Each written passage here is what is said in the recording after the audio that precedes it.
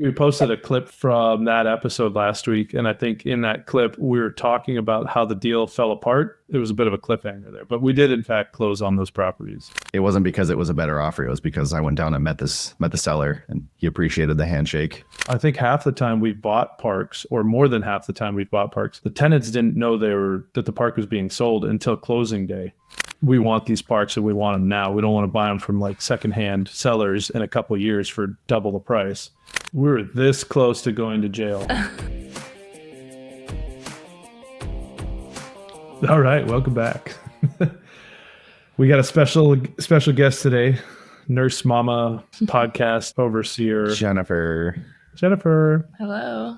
She's back. Guess who's back? I sound tired. It's because I am tired. Yeah.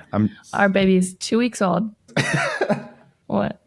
I was going to say I'm tired too, but then you just had to go and say you just delivered a baby. Yeah. Yeah. Speaking of tired, I won't hear of anybody else. You can be of tired. their tiredness. Well, so we have a lot of birthdays in this like 1 month span now that we had our kid on March 23rd. Within a month, 4 of our kids have birthdays. We were calling to wish Josh's oldest kid a birthday last week, and we called too late. I think it was like 8:45 or 9, and Josh had already gone to bed. So, Oh yeah. I think you're doing just fine. Not to mention that everybody else in my family was still wide awake. The entire Yeah, family, we talked to everyone else. wife and all 4 children, all still awake. Josh fast asleep. I was tired. This new hospital that I'm working at, I have to get up. I'm just working way harder than I'm used to, and it's not well.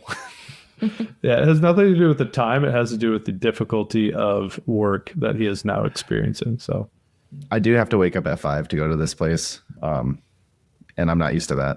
I don't do well with getting up early. So Jen and Josh being brother and sister coming from the same family tree, somewhere in that tree is somebody that cannot handle being tired because Yeah. you guys I think are it's the my worst. mom. Our mom. I think it's mom. She needs lots of rest too. But yeah, we're kind of weak when it comes to Pretty sleep. weak. But if we're awake and like energized, we get stuff done. And then for the other 29 days a month, I was going to Yeah. say, a lot of resting. I was like, I don't feel like I'm an energized person in general. Even when I'm rested, I'm just like making it. I'm not really energized. Yeah, a couple days a month, I feel great. The rest, I'm like getting by. I had doubts going into parenthood with Jen just because when like prior to kids, when we were together, it was like she would get 10 hours of sleep and be complaining about how she was tired. And I was just thinking to And I myself, took naps. oh man. Oh, so good. But here we are, kid number 2, trying to catch up to you, which we will never. Because No, never. done. we're stopping it too. Who's- And you don't I was going to say, who's going to determine you guys are done? Who's having The surgery? person who's birthing babies determines when we're done. Also, also the person who has to live with the person who's birthing babies. I don't know who likes her being pregnant less, me or her, but Yeah. it's it. We're good. We got our boy, we got a girl. We're all set. We don't understand that at all. yeah, guys may we never don't be finished. understand what you guys are doing at all. Had we actually closed when we? No, I think we recorded. It was the day before we signed. Yeah, so now we have officially signed and closed on 2 of the 3 parks that we had under contract.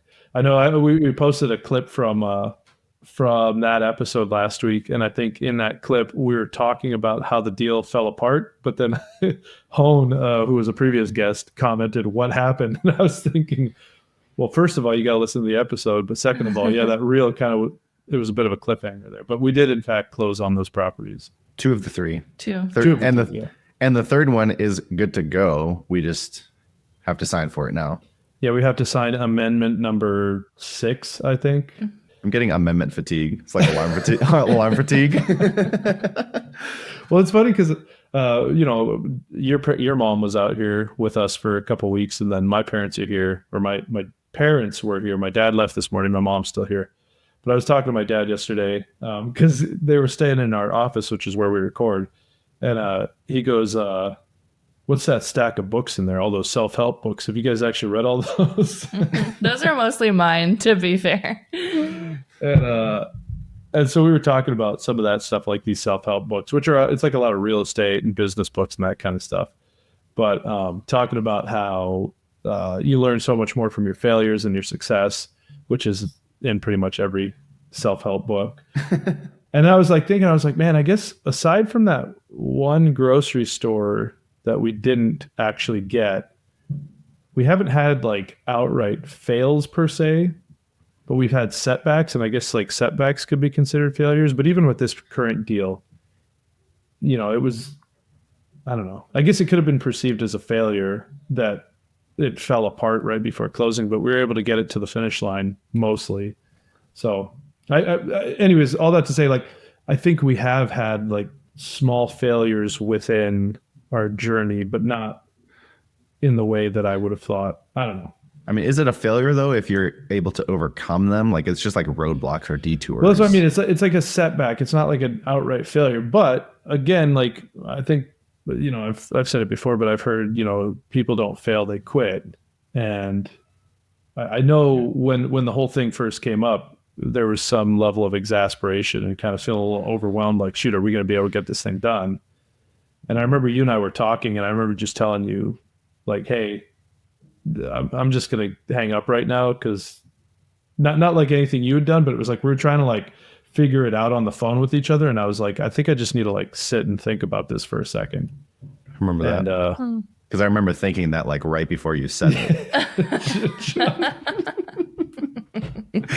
So yeah, but I mean, it was, yeah. So I mean, I think, yeah, maybe we've had setbacks and we haven't let them become full on failures. And even this grocery store, I mean, I think failing to get that grocery store led to so much more success. So I am so glad we did not get that. That would have been a disaster. At the end of this month, we're going to have 250 units. If we had got that grocery store, we'd be probably still stuck out. We would have 250 units of broccoli. And, and we would all be working in the store. Yeah. Which doesn't sound that bad. I know every time you say that, I'm like, that sounds kind of fun in my head. That would not be fun. Yeah. With the salary we'd be getting. True. 0. Yeah. And we'd be living in Denmark, Wisconsin. No, thank you. Hey, but I was just going to ask if you've driven by recently. Obviously not. So there's actually like a bit like a massive like apartment complex that just went up on the right outside, which he had so alluded more grocery to. Patrons. He had alluded to that. I mean, when you have like 1,000 grocery customers, 100, like adding 200 is kind of a big deal. Yeah. Well, and hopefully the guy's still alive, because I remember he was not in good health. He was not. Yeah. So, and that was one of those classic like boomer or old generation where none of their kids wanted the business. Yeah. So a lot of times you can get it at a discount, but we wanted to did not want to get a discount. We wanted to pay full price. That one was, that was a little tricky. But anyways, we got 2 of the 3 now, and we're going through the process of onboarding all of them, which is always fun. And in this particular instance, it's even more fun because one of the property management employee who runs everything now, well, mostly everything now for us, he's going through the onboarding with one of our VAs. And the other day he was like, you guys are kind of all over the place with the way you do things. I was like, well, what do you mean? He's like, well, we're trying to like onboard these tenants and we don't even have email addresses. We don't have phone numbers. And I was like, that's not really our fault per se. That's just kind of the nature of the beast. And it's like these parks that we're getting now are from these older, this guy's like 80, 83 years old. Yeah. He doesn't care about email addresses or. Yeah. When you pick up rent at their door, it doesn't really matter. Yeah. Yeah. He lives in town. He picks up checks, but I was telling him that these are the deals that are out there that are going away because of this generation of owners are aging out, they're selling. And I think, once they've been sold from these people, the next time they sell, it's going to be for significantly more. So I was telling him, we'll take all the problems, we'll take all the headaches because we want these parks and we want them now. We don't want to buy them from like secondhand sellers in a couple of years for double the price. So unfortunately for him, he's got to deal with that headache. Yeah. This park has been, or I guess a couple of these have been a little bit more challenging because we have received less information than other parks. Yeah. And it's a little bit tricky because it's his first park to onboard with us too. So he's like, how am I reaching out to these people? And then Jennifer's like, whatever you're feeling, I've done that 6 times. Yeah. I was like, don't worry. You'll get over the overwhelm. It sucks right now. Well, it's cool. It's cool seeing, him. He's a friend of mine, and it's cool seeing him getting involved in the business. But I told him, I had to tell him the other night. I had to tell him, like, look, I 100% appreciate and want you to feel as responsible and loyal to this business as you do. I was like, at the end of the day, this is not your company, not in a negative way, but like essentially, like, don't lose sleep over this. Like, you do as best a job as you can do with the information and the resources that you have. And I feel like he is.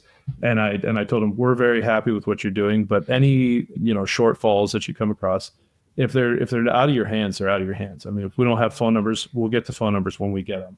We'll collect rents when we can. I mean, I think that's something over time that we've gotten more comfortable with, is just not sweating the small stuff. But the small stuff could be, how are we going to collect $10,000 worth of rent, which is not necessarily small stuff, but it's like, it has a way of working itself out. But him, feeling this loyalty and wanting to perform for us, definitely he's feeling the pressure of that. And I'm just trying to reassure him, hey man, look, like, we know you're doing as good as you can with what you have. So just keep doing that and sleep at night. And one of the parks we just got, he didn't want anybody to know he was selling. So we couldn't really do any sort of outreach beforehand. Exactly. Mm-hmm. And that's something else I told him. The way these deals happen is just the way they happen. I mean, we have no control over that, but you got to take what you can get. And this is what these guys are offering. But yeah, that's something else that's tricky. It's not like a home sale where somebody's got a sign out front. It's like this has been, I think, half the time we've bought parks, or more than half the time we've bought parks, the tenants didn't know that the park was being sold until closing day. Mm-hmm. And depending on when we actually closed in the month, like this deal on the 31st, and then we collect rent the next day, and people don't even know the park sold.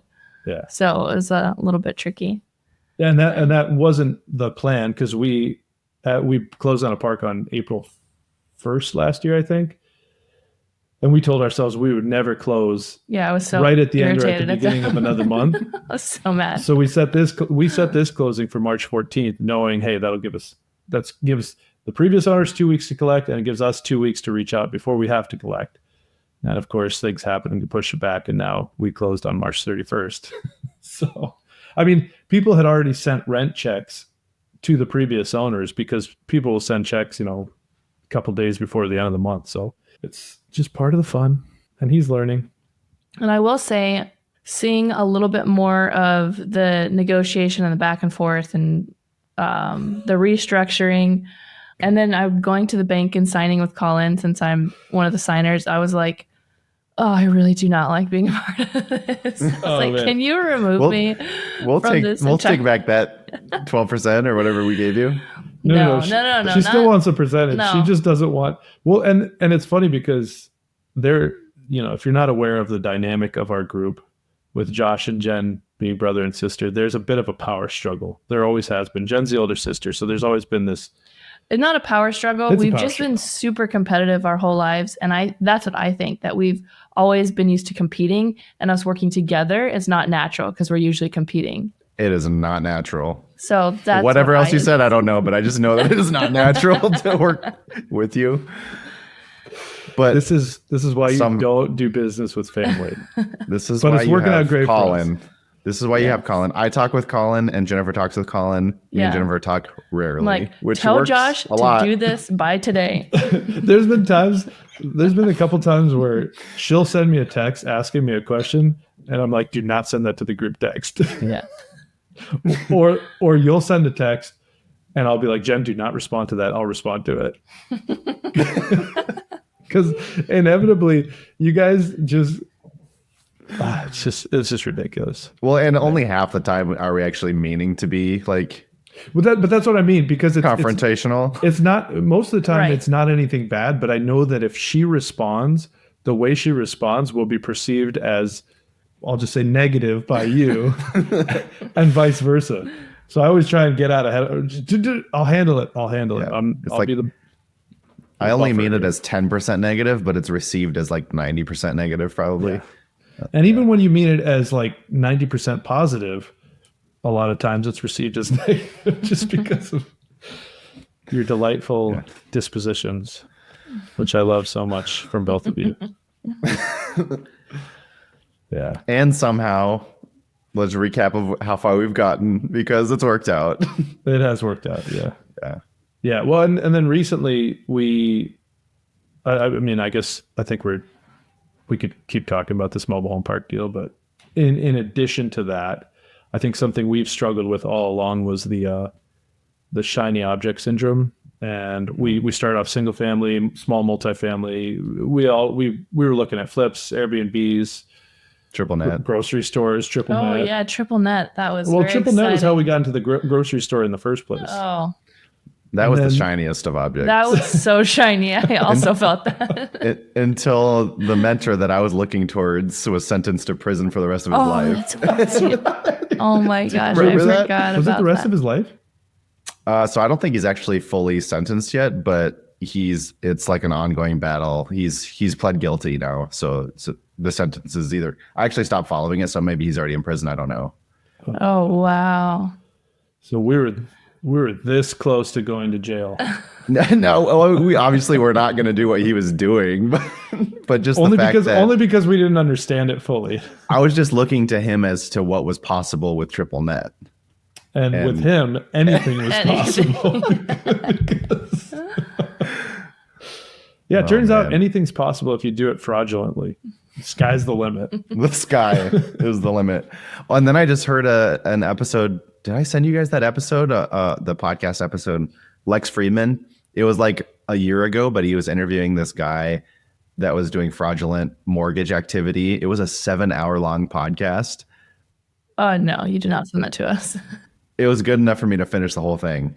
And because it was very interesting, everything he was doing. Anyway, don't waste your time, but it was interesting. But that guy also served like 25 years for fraudulent activity. So when you say it was interesting, like you were taking notes as far as what to avoid, or you were like, maybe this is like a gray area we could manipulate a little bit. Everything he was doing was not gray. It was fraudulent and he knew it.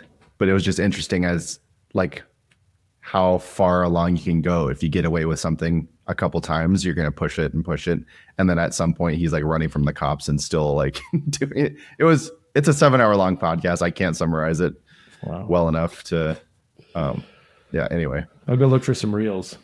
Yes. Yeah. Anyway. Yeah. So that's the second guy that's like spent 20 years in prison or is going to spend 20 years in prison for fraudulent bank fraud. Most of Josh's mentors are now in prison, so that's not true.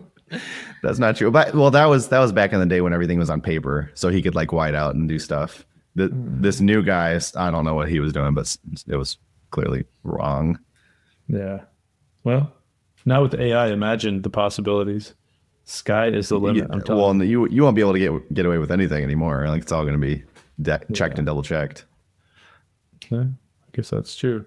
But anyway, so the shiny object syndrome, almost going to prison. We recently decided to sell a fourplex that we've been holding on to for a while. And Josh will say that I was very attached to it and I didn't want to sell it. That's not 100% true. I mean, it's on a lake in Wisconsin. So I kind of thought maybe it would be a good thing to hold on to long-term just for the equity. But ultimately it's in this HOA that is the funkiest HOA I've ever experienced in my life. It's a collection of really nice people that are just terrible at business. And so it's just kind of become more of a headache than it's worth. And then last year we refinanced it. And I didn't necessarily not want to sell it last year. It was just timing wise, we were getting ready to move and we're thinking about potentially buying something. So we're like, okay, a little payout would be nice sooner rather than later. And I think when we bought this place, it sat on the market for, I think the listing a couple of years. Yeah, it had been on there for a while. The listing expired and we went back to it. So I didn't have any like high hopes for this thing selling quickly. And as it turns out, we listed it and we already got an offer, which we rejected, but it's doing better than we thought. But yeah, we're just kind of trying to trim the fat a bit and clean up our portfolio. And pretty soon here will be strictly mobile home parks. And that'll be our only focus. Yeah. So I just kind of, I guess when this airs, it'll be next week, but I kind of talked about a couple duplexes here in the Green Bay area that we're going to sell, but we bought them at a time when everybody was scared and kind of talk about that a lot because they've appreciated a ton We're going to cash out. It's going to be kind of nice. But we're trimming off everything that's not a mobile home. Yeah. And we got to trim some of those off too, because we got some interesting ones. So it's I saw recently somebody on Instagram posted this podcast episode from Rich Summers, and he's interviewing Jason Drees. I think he's Brandon Turner's performance coach. Yeah. It was a really good interview. Did you listen to it? No, I was just going to say I was on his podcast, and Jason was one of the guys that told me to connect with this guy that's going to prison. He's a performance coach. He doesn't say you have to do it legally. I'm just kidding. This is how you perform extremely efficiently in an illegal way. This is Rich Summers' podcast, but he was talking to Rich Summers, and Rich Summers, I guess I didn't realize he is. I'd seen him on Instagram. I didn't really know what he did, but apparently his rise came in the last 5 years. He was an air traffic controller, and in 5 years he was able to leave that and start his business. And I don't know how successful he is, but he's got a pretty good following, and he looks very successful. Which we all know that means on Instagram. He's legit. Yeah.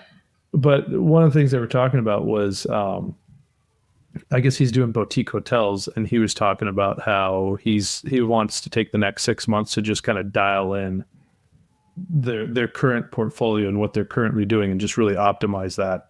And I think that's something we're always toying with, because we have some parks that are, we bought knowing they were rehab projects and they were underperforming.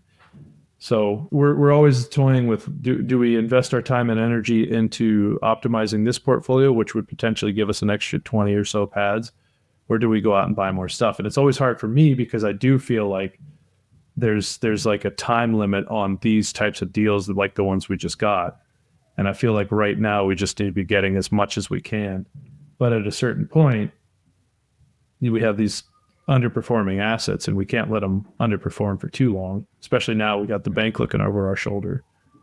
Yeah, which I don't think we talked about that yet, but we will. After we close on this third one, we will.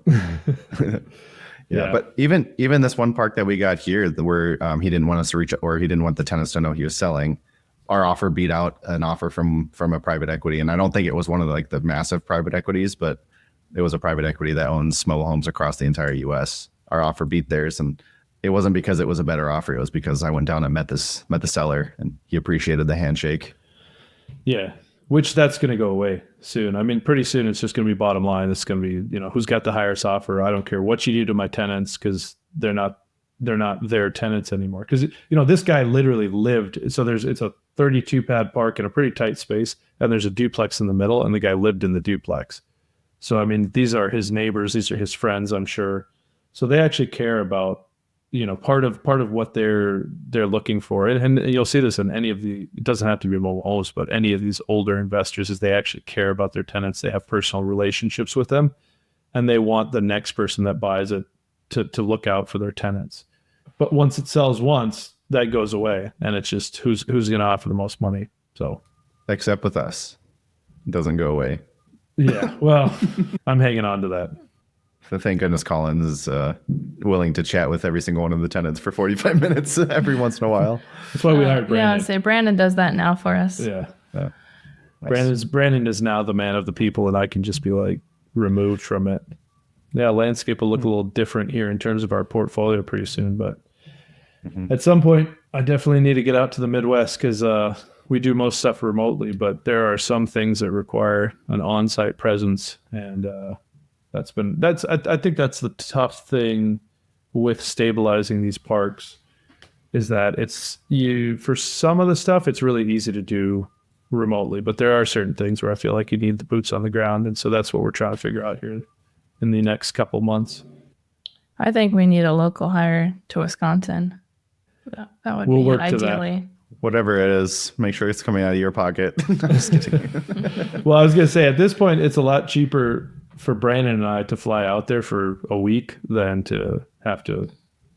And I don't think we're quite there yet. I mean, even at 250 units, I think we can still handle what we're doing remotely with Brandon running things, and then with some on-site we don't even really have on-site managers. We just have on-site, what would you? I just call them contacts. Can't give them the title of manager because they take too much power with that. Yeah. They're on-site people. Yeah, they're good to have. Between that and like our local vendors that we use, and in a couple of spots we have realtors that we work with. But for the most part, it's serving its purpose and it's doing what we need. And yeah, it's definitely been. I mean, thank goodness for the property management system that we built or Jenn built. It has allowed us to grow as much as we have, albeit haphazardly. Without that, we would have 8 mobile home parks and we'd be collecting probably like 20 people's rents every month. No, I'm just kidding. Yeah, hiring Brandon on, our virtual assistant first. We have a couple of virtual assistants, and then our American-based hire, Brandon. That's been game changer for the management because I was doing everything myself for a long time and for sure getting exasperated. I didn't help her at all. She was doing it all by herself. 100%. Colin was in the mix of all of that. No, I would usually pass off the calls, the tenant contacts to him because it was just not good. I did not like talking to tenants. It would just always, I didn't really have the patience for it. So I was better served building the business and. So tariff is only on like, I don't know why I have this on. It's only on goods, right? It's not on services. Like cost of having VAs is not going up because of all this tariffs going back and forth. I don't think so. I don't think so. Yeah, I think we should be. And if it's a 10% increase, I think we can handle that on what we're paying the VAs. It goes up to $450. No, I'm just kidding. Just kidding. I mean, it sounds bad, but I mean, it's good money for where they're at, and it's a huge savings for us. And it's a mostly win-win for everyone involved. I think it's a win for them because I mean, it's more than they can make. Otherwise, they'd just be working there locally. Yeah, for sure. I think we've talked about that before, but we could survive. It's a win-win. We can survive a tariff on our VAs. So I was going to say something about the stock market dropping. I'm super not knowledgeable about the stock market, and so I was going to say it and expect a reaction from you guys. So this is the last few days, even today or Friday, like largest drop in the last 15 years. So how do you guys feel about that? Good time to be in real estate? Are you trying to buy some stocks at a discount right now? I mean, I'd buy some Tesla right now. It's going to bounce back. I mean, that one, but I would imagine so. Yeah. This is the whole reason why I like real estate and why I haven't been in a huge rush to diversify into stocks, because, I mean, obviously things can affect real estate, but it seems like from my little understanding of the stock market, it seems like much more volatile market than the real estate market. As a company who's raised a little bit of money, it's been very difficult to raise money for real estate at a 10. Well, what we've been doing is 10%. It's been very difficult to do that because the stock market has been roaring for the last few years at 20%. Now, maybe is the time, like, hey, we'll give you positive 10% instead of, I think it was a negative 20-something% drop the last few days. But even it's just, even the uncertainty of it, it's like, even if it dropped from 20% to 15%, just seeing that decrease, I think, is enough to scare people and make them, because that was my thing. When I cashed out my 401k for a real estate property we bought, it was like right after COVID. During COVID, my portfolio grew however much. I don't even know how much it was. But then all of a sudden there was a turn and I just started seeing it going down $3,000, $5,000. And it was more calculated than just a panic sell, or cash out. But I just saw that and I had no control over it. It's just sitting there. And obviously if I knew more about stocks, I could have moved things around, but I don't. So I moved it into real estate, and that's the fourplex we're getting ready to sell. And that wasn't even the whole 401k. That was like $25,000 of it. We've already gotten our money back, and now we've already gotten our money back plus some. And now when we sell, we'll get another, we'll at least probably double or triple our money in 3-year span? Mm-hmm. 4 years. I think we got it in 2021. And granted, like if I had left that same money in the stock market, it would have dipped and then it would have climbed back up. But right now it would have dipped way back down again. And I don't know where it would be right now. But I know real estate I trust real estate. It makes sense to me. So that's where we focus. And then Jen just didn't have a 401k, so that was an easy decision. I do. I was actually just thinking about it and how I forgot about it. So you do have one. I do have one. I just always forget about it. It's still there. Jen doesn't probably not invested in anything. It's probably just sitting there. You don't know. It's through the hospital.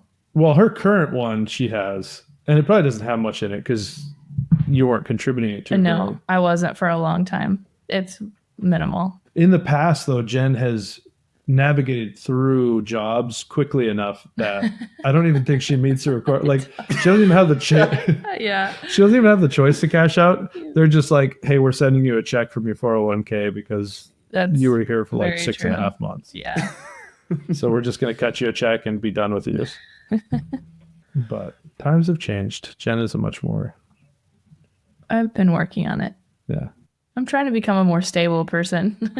Yeah, a more stable person. By the way, your mom got pulled over the other day because Jen's registration is out of date since like January of 2024. That sounds right. There'll always be things that slip through the cracks. And that's one of them. Is this one of those like, I'm not paying it? That's exactly what it was. Yeah. That's how it started. Literally it was, she got a late payment. Or she got a late charge, and it was like I always tell her, just pay it as soon as it comes. I'm not good about that either. Sometimes I miss it. But anyways, by the time we realized it hadn't been paid, and it came time for her to pay it, it was due in the end of January. It was March because I called the DMV the other day. They go, yeah, we got a check sometime in March of last year. And at the time she was sending it, I was like, you have to pay the extra fee. She's like, I'm not paying the late fees. I wanted to see if I could pull a fast one on the government, and turns out you cannot. Turns out they know. So she thought by sending a check, she was going to oh, I paid it. Yeah. Oh, I sent the check. It was just lost in the mail, even though she probably backdated it too, but the actual post date was like, well, don't admit that on a public forum. They're not finding this. Yeah. So it's just funny. So we're dealing with that right now. It's good stuff. So now she's turning a page.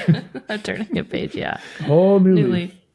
But yeah, well, I don't know what else is going on. We got a little shift in the podcasting. Yeah. We'll kind of talk. We're just going to yeah. And then that was the last bullet point of the day. I would be interested to hear why Jen thinks we need to have a shift in the podcast. I've been saying we needed a shift for a little while. And what was your intent, or what was your idea there? Well, that comes from me meeting with an SEO expert and trying to do some of the back end work and finding our audience. And I think, we started this podcast for nurses, but then when we got into what nurses are searching for, nurses are not really searching for content specifically for them. So that is why I have thought we needed to do a little shift, because our whole goal was to target nurses and share what we've been learning and how much you can grow while being a nurse. So, but if nurses aren't out there looking for that, we have a lot to share, and we just we need to refocus our target and how we're distributing. So they're not searching like business or investing from other nurses. They're just searching business and investing. They're just searching for like beginner investing tips or entry level, whatever. But they're not searching for things specifically for them when it comes to investing.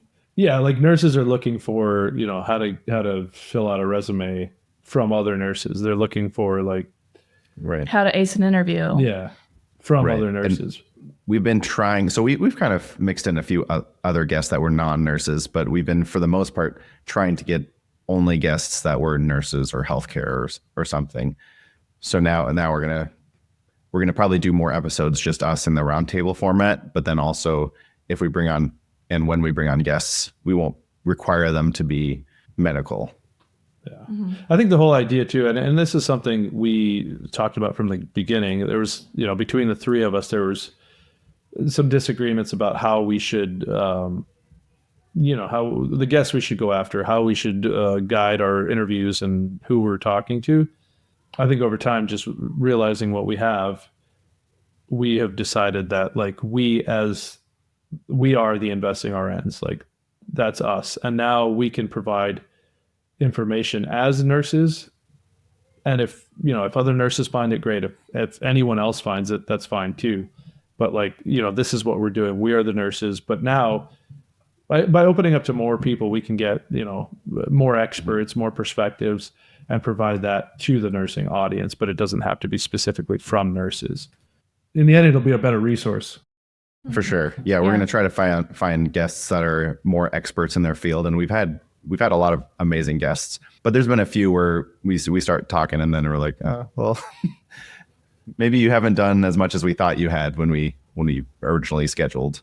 Yeah. And I mean, there's nothing, it's all in an effort to just provide high quality content that's actually going to help people along. And we feel like by branching out a little bit, we'll be able to provide, like I said, just better resources for people. And hopefully it'll still land with the nursing in the nursing world, because that's who we are. That's our background. And obviously we're kind of, I guess, loyal to the nurses or just wanting to help other nurses because we've been through it. But yeah, that's the plan. So you might be seeing more of Josh and I, and then obviously Jenn will sprinkle in when she can, when she's not tired.